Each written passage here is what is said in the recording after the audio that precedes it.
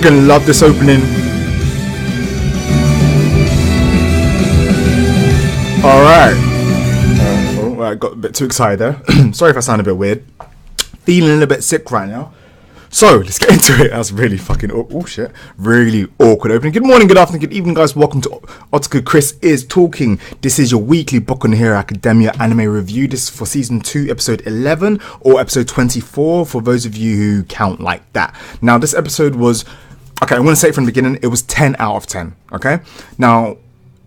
Last week's episode was 10 out of 10 as well, but that was because of the obvious fight and how raw and emotional it was and how impactful last week's episode was. But this week's episode was 10 out of 10 for the quality of the episode in itself, and for literally, all right, if we break it down to not even just the parts that we got that were super hype about, but if we break it down to actual things that you'd kind of, I know that you'd look out for in other animes and what makes other animes stand out, why this would be so sick, is if we start with the plot. All right, now the plot has progressed nicely from where we are now, which is the current tournament right now, all the fight scenes and stuff like that, and all of that is amazing. But it's gone into a really, really dark mood and tone that I bet you anime onlys definitely would not have expected. Now, I expected this because I'm a manga reader, so I do manga reviews as well. So those of you subscribe if you want manga reviews as well, little plug. But so I knew this was coming up. So to be honest, like,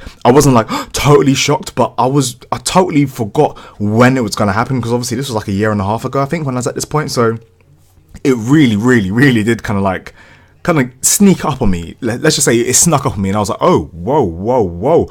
And what's crazy is, I think, is this the first or second time we've seen Ida's older brother? So like, to come up out of nowhere and we get to see him on patrol whilst the students right now are trying to stand out and prove themselves to pro heroes. We also get to see a pro hero in duty, and unfortunately we also get to see the new villain who I think is going, well, I know is going to be basically one of the main villains for this part of My Hero Academia.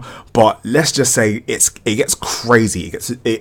The tone shift of this is emotional, and the thing is, it blends so fucking well, man. Alright, so the plot itself, emotional, 10 out of 10. I love how it's just kind of moving the plot progression, let's just say the plot progression, and how it's moving forward to what personally I think is one of easily the top manga stories out there. And hopefully, as this series goes along, hopefully you guys agree with me. If you guys are currently reading the manga and do agree with me, give me a thumbs up. Or if you want to believe that this series is going to get up there, thumbs up and all that good stuff. But yeah, so that was the plot. Then we get into characterization. Now, the characterization, how in 20 minutes we managed to get characterization for all the characters, all the kind of main characters that we really do care about. So I took quite a lot of notes, so sorry if I turn left and right, because there's a lot of things that happen in this episode. All right, so we obviously get Deku. And now, it's not just that Deku, like, I know he lost obviously at the end of the last episode, but it's not like, I know he was feeling sad about it, that he was sad that it was lost, that he had lost. He was just generally sad, and we finally get to understand how Deku thinks. Not in a, you being a pussy, Deku, but you really feel sorry for him. Like, like the burden of being quirkless and looking up to someone so OP, so powerful, and that guy's your mentor, and that guy chose you out of everyone that's around you in the school of UA with the top students. He can feel their presence and their like fire to be the top. Why did he choose you? So obviously he has loads of respect for them, loads of respect for All Might as well. So looking at himself, is like, he's getting injured all the time. Can he reach that level? So I loved that we really got to see that part of how he felt, and that he opened up to All Might, and the fact that we actually find out that All Might never had a quirk. Now, I'd actually forgotten that, so when he said that, I was like, oh, so I'm actually going to recheck the manga again and just kind of be like, what was this how it went? And for you guys who did read manga and obviously watch today's episode, did it go like that? Please let me know, and or let me know what page or chapter, and I'll go check that out. Otherwise, it doesn't really matter. I'll check it out myself. But yeah, so All Might told him that he didn't have a quirk, and that connection, that bond just got them even stronger. And the thing is, it's kind of like Recovery Girl said to All Might, look, you can't even praise him for what he did. He's literally destroyed himself. What kind of person is he? What kind of hero is he trying to be? But All Might basically didn't praise him, but he told him to not beat himself so bad and not to look down on himself so much, because that want to meddle into other people's business is the essence of a true hero. And that's crazy, man. So I thought that was really, really emotional. So that was Deku and All Might. Then you obviously have Todoroki as well. They have Todoroki, and then like obviously from the end of last week's fight, and he uses the fire side, like his Endeavor pops up, his father pops up in the hallway when he's trying to leave, and like it was all, at first I thought it was going to be really awkward because Endeavor's being really happy, and I was like, okay, how's this going to go? Because you haven't really seen Endeavor be like this. But then you basically, Todoroki's kind of like, I don't know how I feel about this, I need some time to think. But he didn't get angry, he didn't rage at him, he wasn't rude or anything, he just spoke to him on a level. And I feel like that's a lot of, that's progression. That's a lot of character development and progression done well for him, because we never got to see that before. So I thought that was pretty sick as well. What else happened here? Ida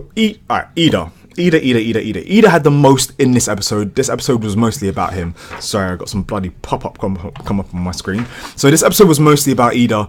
Well, we showed more light on Ida and like him and how he wants to be a hero as well, and why he wanted to be a hero. I don't think they've actually said to us why he wanted to be a hero in the early episodes, but I personally think that this is the first time, and I like that. It's because he looks up to his brother, who is one of the pro heroes as well, who's a likable hero and who's great at his job. And it's unfortunate we get that, like I said at the beginning of this review, that yeah, man, like Stain got him. Hero Killer Stain got him. Oh my god, what the hell, man. Hero Killer Stain got Ida's brother.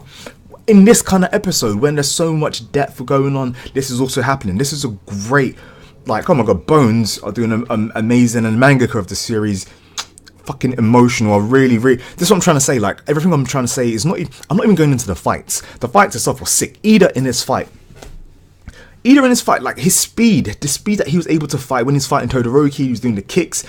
Oh my god, like every single person, even against the girl with the bloody long green thorn things, whatnot, like he was able to kind of go around her and push her. He literally just moved her out. So alright, like, and Kirishima as well, Kirishima versus Bakugo, like there were so many emotional fights. So I think talking about the fights is kind of like pointless, because we know the fights were emotional. So like I don't want to make my review too long, because yeah, I just want to watch this episode again, and then I'm going to watch Attack on Titan. Yeah, but yeah, so the animation was flawless, like when it needed to be. I like that the art style once again is looking crisp. Bones is doing emotional things, and like yeah. So what?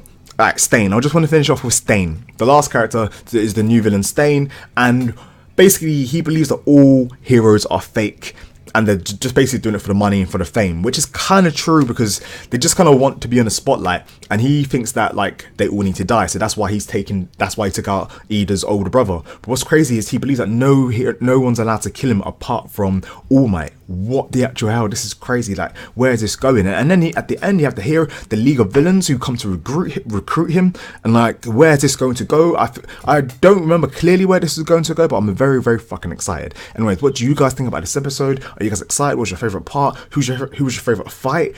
And yeah, and oh my god, there's Tokiyami as well. Look, so much happened.